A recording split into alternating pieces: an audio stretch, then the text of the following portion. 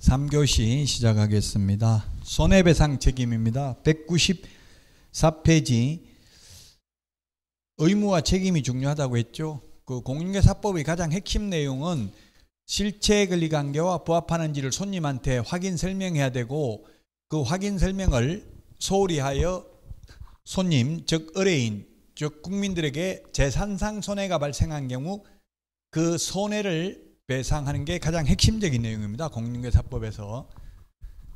자, 그래서 손해배상은 중개행위와 관련해서만 손해배상 책임집니다. 중개행위와 상관없는 건 공인중개사법에 의해서 손해배상 책임이 없다, 이 말은 예를 들면 개업공개사가 친구하고 싸움해가지고 손해 입혀도 그건 보험금 지급 대상이 아니다, 이 뜻이에요. 공인중개사법상. 민법상은 친구하고 싸우다가 손해 입혀도 책임져야 되죠. 그럼 민법상 책임지는 거고, 공인중개사법상이라는 말은 보험금 지급 대상, 보험을 가입해야 되거든요. 이 손해를 배상하기 위해서. 보험금 지급 대상은 아니다. 보험금 지급을 받으려면 반드시 중개행위와 관련되어야 하고요. 또는 그리고 개업공개사의 고의 또는 과실이 있어야 됩니다. 그리고 거래 당사자에게 재산상 손해가 발생해야 됩니다. 정신적 손해에 대해서는 공인중개사법상, 즉 보험금 지급 대상이 아닙니다. 자동차 보험은 정신적 손해도 배상해 주던데요. 공인중개사법상은 자동차 보험하고 달리 정신적 손해는 배상해 주지 않습니다. 즉 위자료는 개인적으로 민법에 의해서 청구할 수는 있지만 공인중개사법에 의해서 받을 수는 없다. 재산상 손해입니다. 재산상 손해를 발생하게 하거나 자기의 중개사무소를 다른 사람의 중개행위 장소로 제공함으로써 거래 당사자에게 역시 재산상 손해를 발생하게 한 때에는 그 손해를 배상할 책임이 있다. 그 손해를 배상할 책임이 있다는데, 시험에는 예를 들면 보험가입을 최하 2억 해야 돼. 2억 가입했는데 3억 손해 입혔으면 3억 다 배상해야 된다, 이 뜻이에요. 그 손해니까 손해 입힌 전액을 다 배상해야 된다고요. 단 보험회사에서는 2억 물어주고 나머지 1억은 개인재산으로 배상해야 된다, 이 뜻이라고요. 보험만 들으면 끝인 줄 알았어요? 그냥 안 해줘요. 보험회사가 뭐 적자 보면서, 보험회사도 이익 보려고 있는 건데. 조금 전에 했던 말 그대로 다시 적은 거예요, 이게. 그 아까 그 손해이기 때문에 손해액 전부라고 했죠. 보정 설정, 시험에는 보정 설정 한도액 범위 내에서 배상 책임이 있다, X라고요. 보험 2억 가입하면 2억만 책임이 있다, X라고요. 그렇게 시험에 나왔어요. 조금 전에 읽었던 걸 다시 이게 정리를 한 거예요. 조금 전에 그 서술식으로 적어 놓은 걸. 자, 그 다음에 보정 설정인데요. 암기 프린터는 여기 암기 프린터에 있는 내용을 그대로 해놨는데 몇 번에 있습니까? 56번. 맨 마지막에 우리가 56번까지 있습니다. 프린터가. 56번에 보니까 그 프린터를 다 적은 거예요. 직접 필기하신 거예요. 어머나 잘했네. 저렇게 하셔야 돼. 공부하려면. 저렇게 적어봐야 돼. 오리브, 꼭 적는 게 힘들면 오리붙이기라도 붙여봐야 돼요. 써보는 게 기억에 가장 오래 남는답니다. 그래서 써보는 게 힘들면 읽어라도 봐야 되고, 그냥 눈으로 보는 것보다는 말로 이게 읽어보는 게 또 좀 더 기억에 오래 남고요. 아니면 눈으로라도 계속 보시면 되겠죠. 자, 56번에 있습니다. 우리 교재는 200페이지에, 우리 교과서는 200페이지에 붙어 있습니다. 보정 설정 시기. 보정 설정 시기는 등록 후 업무 개시 전에 보정 설정해야 됩니다. 등록은 돼야 되고, 즉 무등록 중개업자는 보험가입을 못합니다. 그럼 무자격자한테서 중개사고를 당해도 보험금 못 받는다는 얘기죠. 왜냐하면 무자격자는 아예 보험가입 자체가 안 된다고요. 등록을 해야 보험가입할 수 있어요. 등록된 개업공개사만. 그래서 등록 후 업무 개시 전에 보정 설정을 해야 되고요. 다만 분사무소 설치 신고나 매수 신청 대리인 등록 신청은 미리 보정 가입을 해야 됩니다. 보정 가입을 해가지고 그 보정 설정 증명 서류를 분사무소 설치 신고할 때 제출을 해야 됩니다. 왜냐하면 이 두 개는, 분사무소는 분사무소가 지점을 분사무소라고 한다고 했어요. 본사 개념에. 본사가 주된 사무소입니다. 이미 본사가 개업공개사이기 때문에 분사무소는 미리 해도 무등록 중개업자가 아니에요. 그래서 이건 미리 해야 돼. 매수 신청 대리인 등록도 미리 해야 됩니다. 이건 나중에 다시 나오니까 말씀드리고요. 그 다음에 보정 변경은 효력이 있는 기간 중에 언제든지 바꿀 수 있습니다. 이게 뭐냐면 보통 보험을 1년짜리를 많이 가입합니다. 2년짜리 상품도 있기는 합니다. 근데 현실적으로 1년짜리 가입하거든요. 그럼 1년짜리 가입했으면 만기 끝나야, 예를 들면 서울보정보험이 있고 협회 공제가 있습니다. 협회 공제. 우리도 예를 들면 자동차 보험도 뭐 현대화재해상, 삼성 뭐 다이렉트 보험, 뭐 흥국생명 이런 여러 군데 있잖아요. 예를 들면 보험회사가 마찬가지로 보험을 1년 가입해도 중간에 그냥 바꿔도 된다고요. 마음에 안 들면. 중간에 바꾸려면은 이거는 의무보험, 책임보험, 자동차 보험으로 말하면 책임보험이에요. 무조건 책임보험은 들어야 되잖아요. 의무적으로. 종합보험은 들어도 되고 안 들어도 되죠. 자동차 보험. 이 책임보험이라고 무조건 의무적으로 들어야 돼요. 그래서 의무적으로 들어야 되니까 마음에 안 든다고 이거 먼저 해약하고 가입하는 게 아니라 해약을 안 해줘요. 그 폐업을 하거나 다른 보정을 가입해야 해약해 준다고요. 그럼 새로운 보정을 해약하는 게 아니라 다른 걸 먼저 가입하고 나서 종전 걸 해약하면 미경과 보험료 해약한 거면 돌려준다 이 말이에요. 그래서 이론적으로는 효력 있는 기간 중에 언제든지 바꿀 수 있어요. 그래서 시험에는 변경하려면 보정기간이 만료돼야 돼. 1년 가입했으면 1년 끝나야 바꿀 수 있다. X라고요. 이론적으로는 중간에 바꿀 수는 있다. 현실적으로는 바꾸면 손해예요. 왜냐하면 해약환급 나오니까 생명보험 들어놓고 중간에 바꿀 수 있잖아요. 이론적으로는 뭐 삼성생명 마음에 안 들어서 다른 회사로 바꿀 수 있죠. 바꾸려면 새로 가입하면 해약환급 받으면 돈이 얼마 안 나오잖아요. 이론적으로는 손해지만, 현실적으로는 손해지만 이론적으로는 바꿀 수 있다. 시험에 나오면 언제든지 변경은 가능합니다. 만료되면, 만기 끝나면 만료되는 날까지 가입해야 됩니다. 만료일까지 가입해야 됩니다. 자동차 보험은 만료 하루 전에 가입해야 돼요. 자동차 보험은 가입하고 12시간인가 지나야 효력이 발생하더라고요. 그래서 하루 전에 가입해야 됩니다. 만기 끝나기. 근데 요거는 만료되는 날까지 가입하면 됩니다. 시험에 만료된 후 30일 이내에 가입해야 된다. X 이런 식으로 시험에 나왔어요. 손해배상 해주고 나면 15일 이내에 재보정 설정을 해야 됩니다. 15일 암기 프린트 49번에 있습니다. 암기 프린트 49번에 몇 번에 있어요?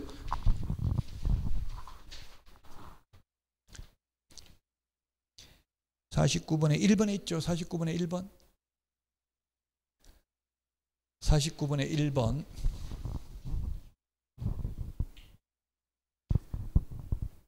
손해배상 해주고 나면 15일 이내에 재보정 설정을 해야 된다.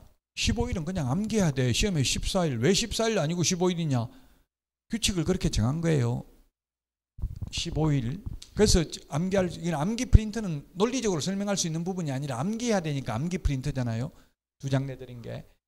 자, 그 다음에 손해배상을 위한 보정 설정에 대해서는 중개 완성 시에 쌍방에게 설명하고 보정관계 정서를 역시 쌍방에게 교부해야 됩니다. 아까 우리 중개대상물 확인 설명은 의뢰받은 경우 중개 완성 전에 미리 설명했어요. 계약서 쓰기 전에 설명했다고. 확인 설명, 중개대상물 확인 설명은. 근데 손해배상을 하기 위한 보정 설정은 언제 하라고요? 중개 완성되고 나면, 계약 성립되고 나면. 아직 계약서 쓸지 안 쓸지도 모르는 손님 들어오는데 제가 만약 손해 입히면 손해배상 해줍니다. 이런 말 할 필요도 없어. 그러면 뭐 이 사기꾼들 무서워할 거 아니에요.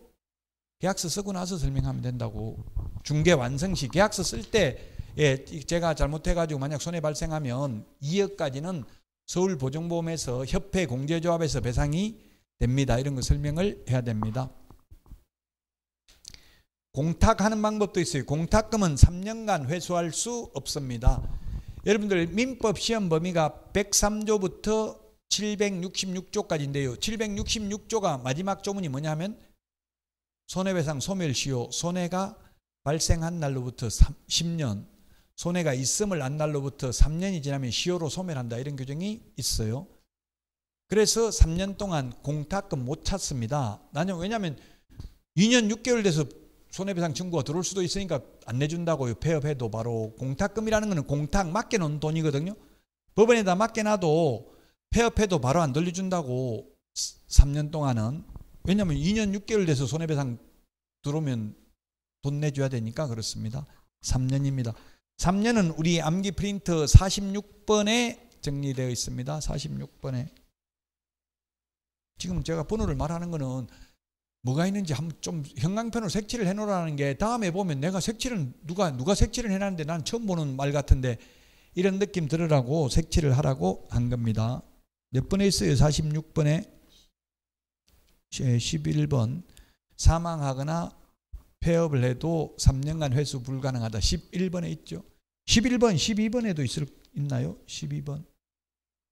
12번도 있네요. 11, 12번입니다. 매수 신청 대리 관련된 공탁금도 역시 3년간 회수할 수 없습니다.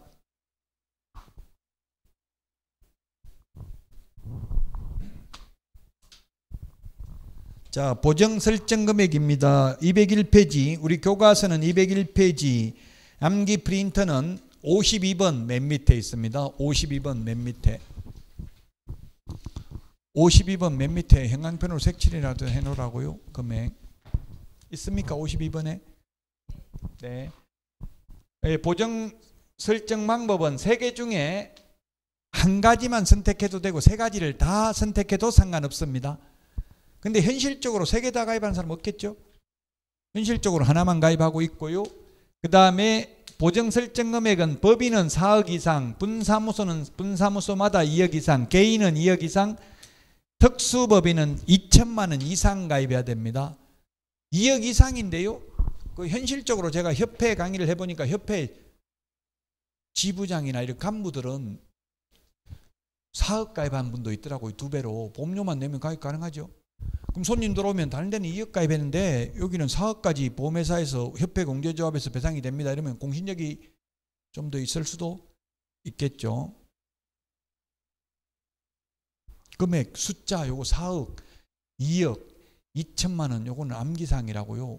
왜 3천만 원 아니고 2천만 원이냐? 규칙을 그렇게 정했으니까. 자, 그러면 보험금을 받으려면은 업무 보증금을 받으려면 어떻게 해야 되냐? 먼저 손해가, 재산상 손해가 발생해야 됩니다.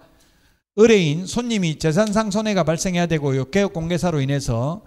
그러면 그냥 손해 발생했다고 보험회사에 가서 보험금 달라고 하면 주는 게 아니라 손해가 발생했음을 입증하는 서류가 있어야 돼. 그 입증 서류가 당사자 간의 손해배상 합의서가 있거나 또는 판결문, 승소 판결문. 현실적으로는 합의서 써주겠어? 안 써주겠어요? 안 써줍니다. 즉 개업공개사 마음대로 합의서 써주지도 못해요. 공제약관에 보면 공제사고가 발생하면 공제기관에 통보해야 된다고 돼 있어요. 합의서 써주는 게 아니고. 그래서 현실적으로는 손님들이 보험금을 받으려면 무조건 소송해야 돼. 손해배상 청구 소송을 해가지고 소송할 때 보니까 이렇게 돼 있더라고요. 제가 소장을 보니까 개업공인중개사와 협회 공제조합을 공동 피고로 해서 소송을 제기해가지고 승소 판결문을 받아버리면 협회 공제금을 바로 받아가 버립니다. 협회 공제금을 받아가 버리면 지급해주죠. 그러면 협회에서는, 즉 보증기관이 협회나 또는 보증보험회사 또는 공탁기관이 되겠죠. 공탁은 여기 제외됩니다. 공탁은 구상권 행사할 것도 없어요. 공탁은 자기가 맡겨놓은 돈 주니까, 개업공개사가 맡겨놓은 돈 주는 거잖아요. 공탁은 맡기는 2억을 다 맡겨야 된다고, 현금이나 유가증권을. 근데 보험은 2억을, 보험료를 2억 내는 게 아니라 지금 24만 8천 원 내거든요. 1년에 24만 8천 원밖에 안 냈는데 2억 내주 뿌리면 손해잖아. 보험회사는, 보증기관은. 그러니까 구상권을 행사, 토해내라 한다고. 너가 갚아야 될 돈을 내가 대신 갚았으니 내가 갚은 돈을 돌려달라고 요구할 수 있는 권리를 민법에서 구상권이라고 해요. 민법 용어니까 인터넷에 검색해 보면 나와요. 구상권이 뭔지 궁금하면. 민법 공부할 때는 좀 검색을 자꾸 해봐야 돼. 용어 자체가 생소하잖아요. 일반인들이 잘 안 쓰는 용어잖아요. 구상권도 민법 용어입니다. 그 구상권을 행사할 수 있고요. 그러면 개업공개사는 손해가 발생하고 나면 15일 이내 다시 보증가입을 해야 된다. 그럼 보험회사에서는 안 토해내면, 즉 구상권 행사 안 당하면 다시 받아주겠어요? 안 받아주겠어요? 가입을.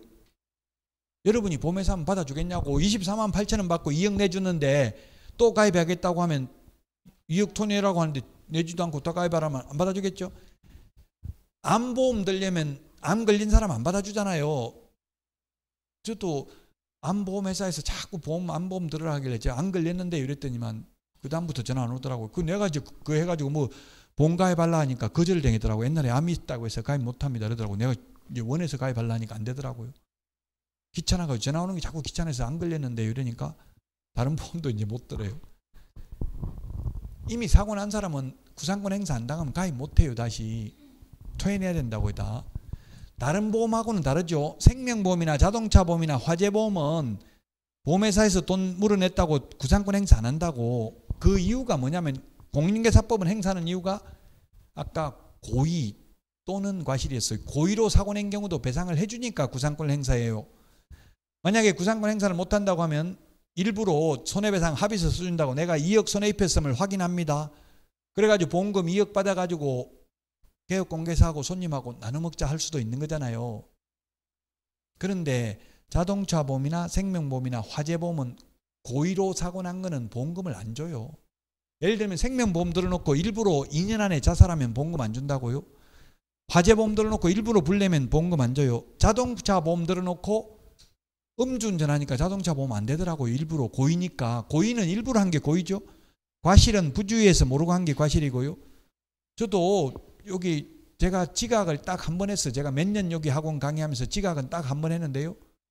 한 번 한 게 아파트 앞에 차를 박아놓고 빼지도 않고 못 빼게 막아놨더라고. 그래서 제가 보험회사 전화해가지고 이게 제정신이면 음주운전 아니면 그럴 수가 없잖아요. 빼놓고 도망가거나 뭐 이렇게 하지 그대로 박아놓고 가는 사람 없잖아요.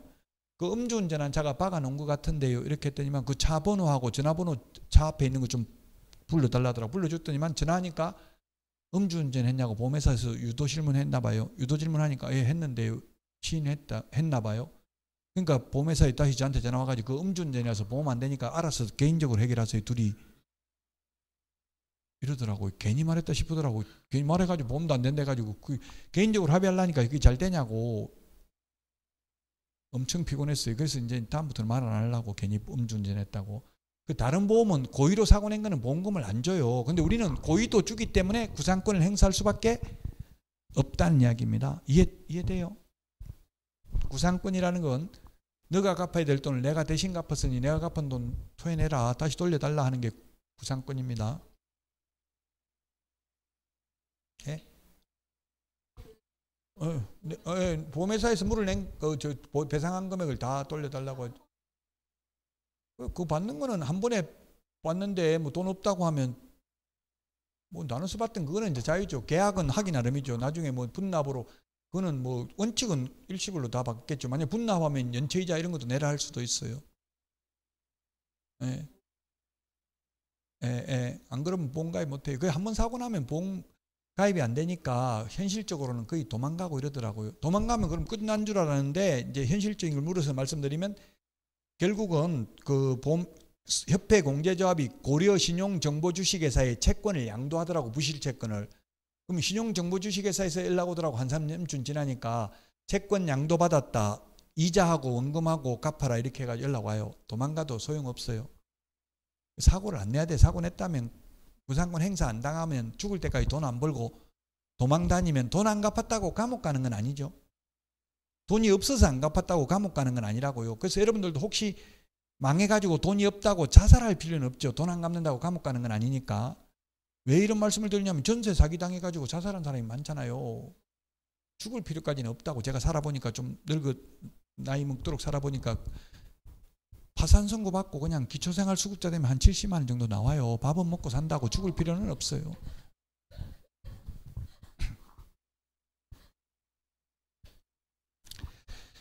계약금 등의 예치 권고 제도입니다. 207페이지에 있습니다.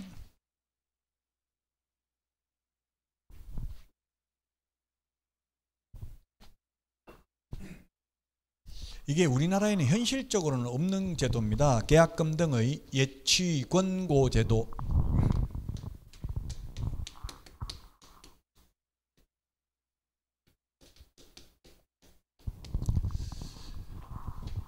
지금 현실적으로는 어떻게 합니까? 매도인 파는 사람, 매수인인 사는 사람. 한자 민법에서 매매라고 나오는데 매매가 한자로 적으면 이게 팔매자고요. 위에 선비사자가 있으면 팔매자입니다. 그리고 살매자. 매도인 할 때는 이 매자고 매수인 할 때는 요 매자죠. 다르죠. 한자로는. 한글은 똑같지만 매매라는 게, 매매가 사고 파는 게 매매잖아요. 한자로는 매매고 한글로 하면 매도인 파는 사람, 매수인 사는 사람입니다. 그 매매 계약을 체결하면 어떻게 해요? 현실적으로 매수인은 매도인한테 돈을 주고 매도인은 등기를 넘겨주잖아요. 소유권 이전 등기를 해주잖아요. 그래서 민법에서는 이런 걸 쌍무계약이라고 합니다. 쌍무, 쌍방의 의무가 서로 대가적인 관계에 있는 걸 쌍무계약이라고 합니다. 편무계약에 대비되는 말입니다. 편무계약이라는 건 뭐예요? 지금 저도 아들이 돈 있으면 지금 주세요 다 이러더라고. 그래서 죽으면 줄게 이러니까 그때 필요 없어요. 주려면 지금 다 주고 막 주기 싫으면 뭐 협박하듯이 그렇게 하더라고. 그럼 달라고 해서 자식이 달라 해서 주면 그거는 편무계약이라고. 자식은 저한테 아무 의무를 안 주고 저만 주는 거잖아요. 한쪽만 의무가 있잖아요. 그래서 편무계약이라고 쌍무가 아니고. 근데 매매는 서로 대가적 관계 있죠. 주고받는 게 있기 때문에 이건 쌍무계약. 쌍무계약인데 이거는 동시행을 합니다. 지금 우리나라 민법에서는 동시행을 하도록 되어 있습니다. 그런데 매도인이 돈만 받아 챙기고 등기는 안 넘겨주고 도망갈 수도 있잖아요. 동시행을 해야 되는데 현실적으로는 등기소에 가서 앉아있다가 등기관이 딱 기재하는 순간 돈 주는 게 아니라 현실적으로는 중개사무소 앉아가지고 잔금을 먼저 주잖아요. 아직 등기도 안 넘어왔는데 등기가 바로 돈 주자마자 바로 넘어오는 건 아니잖아요. 원래 민법에는 동시하도록 돼 있어. 등기 넘어오자마자 돈 줘야 되는데, 그 뭐 임대차 계약도 마찬가지예요. 세입자는 짐 다 싸놓고 나가면서 바로 주인한테 돈 돌려받아야 되죠. 동시에 해야 되죠. 동시하기가 딱 순간적으로 동시하기가 쉽지가 않아요. 누군가가 먼저 조금 할 가능성이 많아요. 그 현실적으로는 매수인이 돈을 먼저 준다고 아직 등기 못 넘겨받은 상태에서, 그러면 돈만 다 받아 챙기고 등기 안 넘겨주고 가짜 서류 주고 도망가 버릴 수도 있잖아요. 소유권 이전 등기에 필요한 서류를 가짜를 주고. 그래서 이제 매도인이 바로 매수인한테 돈을 주는 게 아니라 공신력 있는 기관에다가 돈을, 예치기관이 있네요. 예치기관. 여기 예치기관 7개가 있죠. 이게 이론적으로만 존재하고 현실적으로 우리나라에서 이게 안 하고 있기 때문에 어려울 수 있어요. 그 시험에 잘 나오진 않아요. 2년에 2, 3년에 한 번 정도 나와요. 예치기관에다가 매도인이 돈을 맡겨놨다가 바로 찾아가는 게 아니고, 매도인이 맡기는 게 아니고, 제가 말을 잘못했네요. 매수인이 돈을 주니까 지금 흥분해가지고, 매수인이 돈을 맡겼네요. 바로 매도인한테 줘야 되는데 매도인한테 안 주고 예치기관에 맡겨놨다가 매도인이 확실한 안전장치를 한 후에 이 예치기관이 매도인에게 돈을 주는 제도가 계약금 등의 예치 권고 제도고요. 이걸 미국에서는 에스크로우 제도라고 합니다. 에스크로우 제도와 완전 동일한 게 아니라 유사한 제도입니다. 에스크로우라고 인터넷 치보면 나와요. 옛날에는 부동산 학개론에 에스크로우 제도가 있었습니다. 근데 지금은 그 시험 표준 목차에서 에스크로우 제도가 제외됐습니다. 그래서 학개론 시험에 안 나옵니다. 지금은. 미국 같은 데는 제가 미국, 호주, 뉴질랜드 외국에 가서 이제 외국에서 그 부동산 제도를 물어보니까 미국, 캐나다 이런 데는 아예 에스크로우 제도를 활용하지 않으면 거래 자체가 안 된답니다. 우리나라가 굉장히 신용이 높은 나라예요. 미국 같은 데는 못 믿어 서로. 근데 우리나라는 아무 생각 없이 그냥 잔금 치르잖아요. 등기 넘어오지도 않았는데 돈 주잖아요. 의심도 안 하고. 근데 미국 같은 데는 이런 제도를 운영하지 않고는 절대 계약이 안 된답니다. 그러니까 이 예치기관에 돈을 맡겨놨다가 확실하게 돈을 돌려받을 수 있는 장치를 한 후에 매도인에게 주는 제도가 에스크로우 제도입니다. 즉 계약금 등의 예치 권고, 예치를 권고, 직접 매도인한테 주는 게 아니고 맡겨놓으라고 권고한다는 이야기잖아요. 권고사항은 강제사항이 아니죠. 예치하도록 권고할 수 있는데 권고를 거부해도 되잖아요. 난 매도인 그러고는 안 팔겠다. 직접 돈 안 주면 안 팔겠다. 이렇게 할 수 있다고요. 그리고 현실적으로 우리나라에서는 이걸 아무도 이용하는 사람이 없어요. 현실적으로는. 근데 이론적으로는 이런 제도가 좋은 제도이기는 하잖아요. 그럼 매수인도 안전하게 소유권을 확보할 수 있잖아요. 돈만 주고 소유권 확보를 못하는 가능성을 줄이기 위해서 이런 제도를 만든 겁니다. 그래서 우리는 그럼 예치를 뭘 예치하냐면 계약금 등이에요. 계약금, 중도금, 잔금도 계약금 등에 해당이 됩니다. 원래 잔금은 동시행해야 되잖아요. 동시행. 그 동시행을 안 하고 있기 때문에 예치를 등기 넘어올 때까지 잔금도 바로 매도인한테 안 주고 예치하도록 권고할 수 있다. 우리 시험은 이제 예치 명의자가 아닌 것은 이런 식으로 시험에 나와요. 개공은 신체 보전 이렇게 7명 암기하면 됩니다. 시험에 제3자 명의로 예치 명의자 여기는 예치기관이고 예치 명의자인데 제3자 명의로 예치할 수 있다. 매수인 명의로 매도인 명의로 예치하도록 권고할 수 있다. X로 출제됐어 시험에. 예치 명의자 이 7명 명의로 예치하도록 권고할 수 있고요. 예치기관은 금융기관, 공제사업을 행하는 자, 신탁업자 등이 예치기관이다. 개업공개사 등의 명의로 예치하도록 권고할 수 있다. 반환보증서 발행기관인데 그러면 이 매도인이 돈을 받으려면 반환보증서를 예치 명의자에게 제시하고 예치된 계약금 등을 미리 수령할 수 있습니다. 반환보증서가 뭐냐면 금융기관이 발행한 지급보증서 이런 게 되겠죠. 그 다음에 보증보험회사의 이행보증보험 증권 이런 것을 발급받아서 예치 명의자에게 제시하고 예치된 계약금 등을 미리 수령할 수 있습니다. 그럼 현실적으로 이 예치기관에 예치하면 은행이 금융기관 이런 게 은행이죠. 은행이 이자를 주는 게 아니라 외려 수수료 받아요. 수수료. 우리나라 정서상 돈 맡겨놓고 이거 이자 주는 것도 아니고 오히려 수수료 내야 되고 이게 뭐 하는 짓이냐 하고 안 하고 있다고 현실적으로는. 근데 이론적으로는 좋은 제도죠. 그 에스크로우 제도와 유사한 제도입니다. 암기 프린트는 16번에 있나요? 18번에 있나요? 16번에 있나요? 16번 맨 밑에 있네. 16번. 그래서 우리가 기억할 거는 계약금 등에는 잔금도 포함된다. 그 다음에 예치명의자는 개공은 신체보전 7명이다. 예치기관은 금융기관, 공제사업을 행하는 자, 신탁회사, 신탁업자 3명이다. 반환보증서 발행기관은 금융기관, 보증보험회사다. 이렇게 암기를 하면 됩니다. 시험에 해마다 나오지는 않습니다. 2, 3년에 한 번 출제됩니다.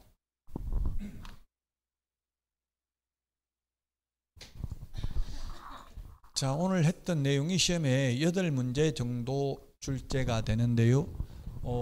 중개계약, 거래계약하고 다르다고 했습니다. 중개계약은 거래계약은 매매계약, 임대차계약이 거래계약이고요. 그 거래계약서 우리가 보통 계약서라고 하면 매매계약서, 거래계약서를 말한다고 일반적으로. 저도 태어나가지고 솔직히 말하면 집을 10번 넘게 10번 한 20번 정도 샀다 팔았다 했는데 한 번도 중개계약서를 문서로 써본 적은 없습니다. 그래서 헷갈린다고. 중개계약이라고 하면 그런 거 써본 적이 없는데 이렇게 나온다고요. 문서를 안 쓰고 어떻게 해요? 우리 집 좀 팔려고요. 저는 그 중개사무소 가서 팔려고 말하기도 부끄러워가지고 그냥 사진 찍어가지고 간판 사진 찍어가지고 집에서 그냥 전화 돌려가지고 대부분 내놨어요. 직접. 왜냐면 여러 군 중개업소가 붙어 있는데 그건 갖다 나오면 뒤에 막 뒤통수에 대고 인사하는데 또 옆에 들어가기가 좀 민망하더라고요. 그럼 그냥 밖에서 사진만 찍어가지고 집에서 그냥 전화로 돌려가지고 우리 집 팔라고요. 그게 중개계약이라고요. 얼굴 안 보고 해도 되죠. 계약은 청약과 승낙의 의사표시만 있으면 계약이 성립한다고요. 그 문서로 하는 경우는 우리나라에는 거의 없다. 현실적으로는 중개계약은. 근데 거래계약은 다 문서로 쓰고 있죠. 매매계약서, 임대차계약서는. 근데 문서로 쓰도록 일반 중개계약서 작성을 요청할 수 있다. 그래서 안 하니까 요청할 수 있다고는 해놓은 거잖아요. 시험에는 전속 중개계약이 많이 나온다고 했어요. 일반 중개계약은 여러 사람한테 내놔가지고 거래계약 성사되는 한 명한테만 중개보수를 지급하면 되는 게 일반 중개계약이다. 왜 일반이라는 말을 쓰냐? 우리나라에서 일반적으로 이루어지고 있으니까 일반 중개계약.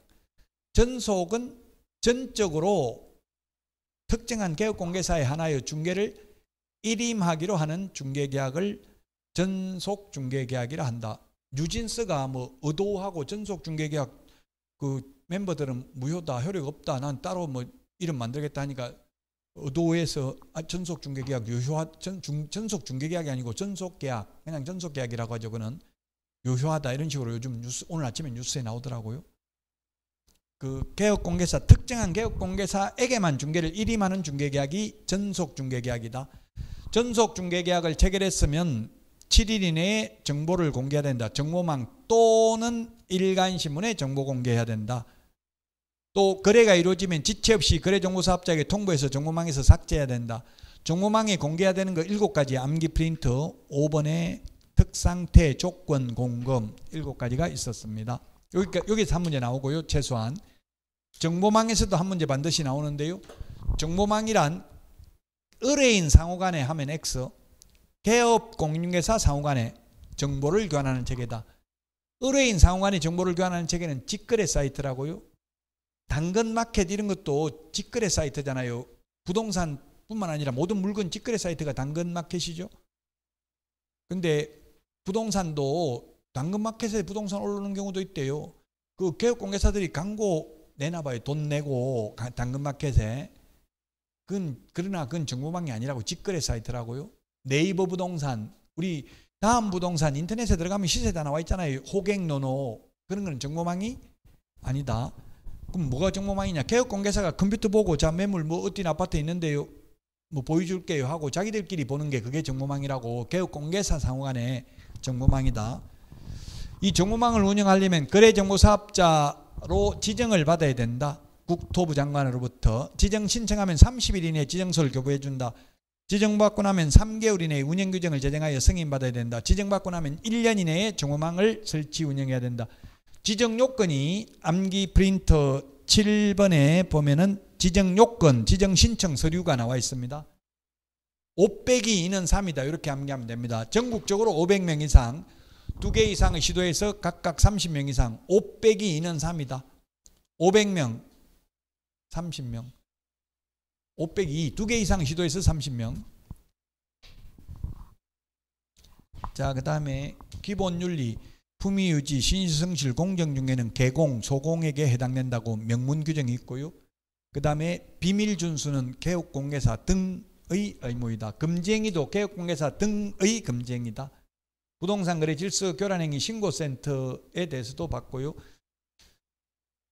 기본윤리에는 여러 가지가 있습니다. 그 중에서 이제 선량한 관리자의 주요 의무는 판례로서만 인정하는 의무고요. 금지행위는 암기 프린터 11번에 매무수거 관직상투 시공시 10가지가 있습니다. 시험에 반드시 출제됩니다. 하면 안 되는 거. 자, 그 다음에 확인 설명 의무가 가장 중요한데요. 확인 설명은 미리 해야 됩니다. 계약서 쓰기 전에 미리. 이미 계약서 써놨는데 그 융자가 많이 있다 이러면 어떻게 할 거예요? 이미 계약해놨는데. 그래서 계약서 쓰기 전에 미리 융자 있는데 만약 거짓말했으면 계약금 다 돌려주고 무효로 한다 이런 거 적고 이러죠. 요즘은 특이하게 그런 걸 많이 적어요. 입주할 때까지 일체의 권리 변동이 없기로 한다. 중간에 계약할 때 하고 입주할 때 하고 다르잖아요. 보통 한 달 후에 입주하고 그러잖아요. 근데 중간에 융자를 빼먹고 이러면 안 된다. 이런 걸 그 권리 변동, 민법 표현을 하면 권리 변동이 없기로 한다. 일체. 그 권리 변동이라는 거는 뭐 저당권, 건여당 설정하는 거 은행 융자도 안 된다는 이야기, 팔아도 안 된다는 이야기. 전세 사기가 동시진행이라는 걸 많이 해요. 세입자 구하자마자 그날 바로 명의를 넘겨버린다고요. 왜? 주택임대차보호법에 보면은 양수인은 임대인의 지위를 승계한다 이런 말이 있어요. 즉 새 주인이 보증금 내줘야 된다고요. 다만 주인이 바뀌면 계약 해지하겠다 이런 걸 할 수가 있어요. 세입자는 양수인으로 그 명의가 매매한 것을 안 날로부터 상당한 기간 내에 이의를 제기함으로써 승계되는 구속으로부터 벗어날 수 있다. 즉 주인 바뀌면 나 안 하겠다. 더 이상 계약할 수 있다고요. 기존 주인한테 돈 내달라. 나 주인 바뀌면 계약 안 하겠다. 이렇게 할 수 있다고. 언제까지? 상당한 기간 내에. 그 상당한 기간이 며칠인지 규정은 없어요. 민법에 상당한 기간 내에 이런 게 나오는데 통상 한 2주 정도로 봐요. 그러면 임대차 계약하고 2주 안에 계약 안 하겠다 이런 소리는 잘 안 하잖아요. 그러니까 바로 세입자 구하자마자 그날 바로 명의를 넘겨버린다고 매수인한테. 그럼 한 6개월 지나가지고 갑자기 무슨 일이 있어서 주인한테 나 이사 가야 되겠는데 좀 방 좀 빼주세요. 전화하니까 나 팔았는데요. 그 새 주인한테 이야기해보세요. 이러면 왜 말 안 하고 팔았는데요. 이렇게 항의봐야 소용없다고요. 주인이 뭐 세입자한테 동의받고 팔아라는 말은 없죠. 지금 현행법상. 그래서 확인 설명을 실체 권리관계와 부합하는지 확인 설명을 해야 되고요. 그 다음에 민법에서는 계약을 구두로 구두가 말이죠. 말로 할 수도 있습니다. 민법에서는. 그러나 공인중개사법에서는 반드시 계약이 성립됐으면 계약서를 문서로 작성해야 된다. 그리고 그 계약서는 쌍방교부해야 되고 서명 및 날인도 해야 되고 5년 동안 보존해야 됩니다. 가장 길게 보존하는 게 우리나라가 아니라 공인중개사법의 5년입니다. 3년, 5년 두 가지 있어요. 확인설명서는 3년입니다. 계약서 5년 보존해야 됩니다. 그 다음에 손해배상 책임을 보장하기 위해서 손해배상은 개업공개사의 고의가실로 인하여 의뢰인에게 재산상 손해가 발생한 경우 그 손해를 배상해야 된다. 손해액 전부를 배상해야 됩니다. 보험가입한 만큼만 배상한다 하면 X예요. 손해액 전부를 다 배상해야 된다. 재산상 손해만 배상하고 정신적 손해는 배상하지 않습니다. 우리나라 판례에 하면 정신적 손해는 인정이 잘 안 돼요. 예를 들면 이혼하더라도 위자료 받는 거는 10년 동안 맞고 살아도 1,000만 원도 안 돼요. 통상적으로 위자료가 정신적 손해는. 통상적으로는 그래요. 근데 지금 그 SK 회장하고 이게 많이 인정된 사례가 있기는 하죠. 극히 예외적으로. 최근에 인정됐어요. 옛날에는 1,000만 원 넘는 경우가 없어요. 현실적으로. 그래서 뭘 해야 돼요? 재산분할 청구 이런 걸 해야 돼요. 재산분할 청구는 귀책 사유가 있는 배우자도 재산분할 청구는 가능하죠. 자기 재산 자기가 달라 하는 거니까. 저는 지금 국민연금을 받고 있는데 국민연금 분할연금이라고 있어요. 이혼하면 배우자한테 반반 나눠줘요. 국민연금에서는. 똑같이 나눠줘요. 그래서 난 나누는 거 부당하다. 내가 다 기여도가 훨씬 높다 이러면 판결을 통해서 확정받아야 돼요. 그렇지 않은 한 국민연금에서는 무조건 이혼하면 같이 살았던 기간에 대한 그 연금은 반반 나눠준다고 똑같이.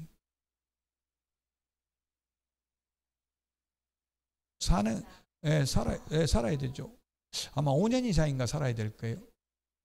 아니 10년은 그 가입 기간이 10년은 넘어야 되고 같이 산 거는 아마 5년인가 넘으면 될 거예요. 저기 해가지고 법원에서 판결로 확정받으면 예를 들면 같이 안 살고 가출하고 없었다 배우자가 나 혼자 들어가다 했고 저 사람 서류상만 같이 부부로 돼 있었지 가출해가지고 지금 어디 간지 없어가지고 그런 거 입증하면 그 기간은 빼요.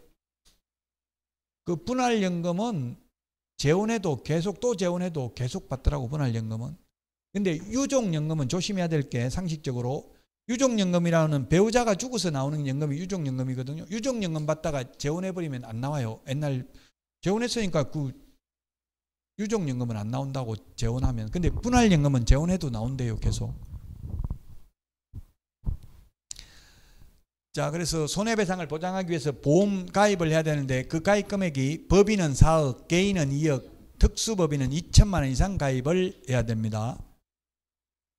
금액도 기억을 하시고요. 그래서 오늘 한 내용이 시험에 거의 8문제 정도 출제되고요. 이제 다음 시간에 할 내용도 또 8문제 정도 출제됩니다.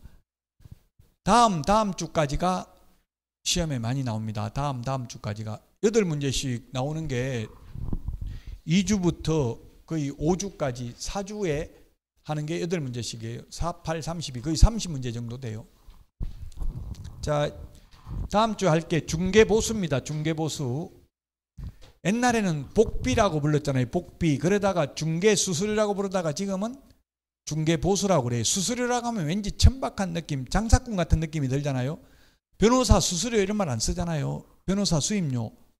그래서 중개보수로 바뀌었고요. 옛날에 중개수수료라고 부르다가 복비라고 부르는 건 왜 복비예요? 복비. 복덕방. 그 복은 복을 받는 비용이에요. 옛날에 우리 그 음양오행설 뭐 이런 거 보면 옛날에는 이게 음택, 양택이 있어가지고 그런 걸 많이 믿었어요. 음택이라는 건 묘자리를 좋은 데 쓰면 음택을 좋은 데 하면은 후손이 발복을 하고 복을 받고, 양택, 집터를 좋은 데 잡아서 집을 지으면 현세가 복을 받는다고 알려져 있습니다. 그래서 복을 받도록 하는 비용이니까 복비예요. 좋은 자리 소개시켰으니까, 집터 좋은 데 소개시켰으니까. 그렇게 복비라고 부르다가 중개수수료라고 부르다가 지금 중개보수인데요. 이것도 중개보수도 많이 받으면 안 된다 이런 취지가 시험에 나와요. 권리는 시험에 안 나와요. 그러니까 다 의무만 나온다고 많이 받으면 안 된다. 최대 0.9% 초과해서 받으면 안 된다.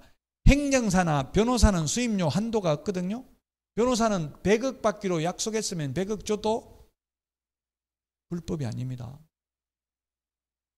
예를 들면 탄핵심판 청구인, 피청구인 측 그 대리인들 10억씩 주기로 했으면 10억 받아도 불법이 아니라고 미리 약속했으면. 근데 중개보수는 미리 약속해도 초과해서 받으면 절대 안 된다 했죠. 어떠한 명목으로도. 너무 수고했으니까 간곡하게 받으라고 요청해서 마지못해 수령했다. X. 정중하게 거절하고 돌려줘야 돼요. 마음만 받겠다 이렇게 해야 돼. 시험에 나오면. 포상금. 불법 행위하는 거 신고하면 포상금 주는 게 있습니다. 그 다음에 수수료도 있습니다. 수수료 내는 거. 수수료 내는 거는 우리 암기 프린터 52번에 수수료 내는 것 19가지를 적어놨습니다. 수수료가 있고요. 그 다음에 협회, 공인중개사 협회에 대해서 공부하고요. 지도감독에 등록 취소, 업무정지, 자격 취소. 요거는 4문제 정도 나오는데 단순히 암기사항이에요. 등록 취소해야 되는 사유. 암기 프린터는 16번에 있어요. 업무정지 사유, 암기 프린터 20번에 있어요. 자격 취소 사유, 자격 취소 사유는 암기 프린터 18번. 암기해야 됩니다. 자격 정지 사유 19번. 지정 취소 사유는 8번에 있나요? 8번. 3년 이하의 징역이나 3천만 원 이하의 벌금. 이거는 판사들도 정확하게 알고 있겠어요? 못 알고 있겠어요? 이거 판사 모릅니다. 검사도 모릅니다. 이거. 근데 강사는 압니다. 맨날 암기하고 강의를 하기 때문에 시험에 나온다고. 이게 이런 걸 사실 시험에 내는 건 약간 바람직하진 않아요. 제가 볼 때는 단순히 암기하는 내용이니까. 다 판사들도 법 좀 보면 된다고. 처벌 규정 나중에. 검사도. 근데 어쨌든 우리는 시험에 나온다. 3년 이하의 징역이나 3천만 원 이하의 벌금은 21번에 있나요?